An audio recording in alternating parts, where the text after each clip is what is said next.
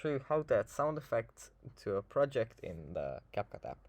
First, you have to open up the app. Here it opens up like this. I already have a project opened.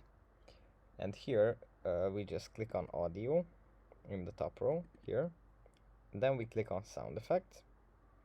And here we have a bunch of sound effects. And here we can also search a specific sound effect if we want to. Let's say camera shutter,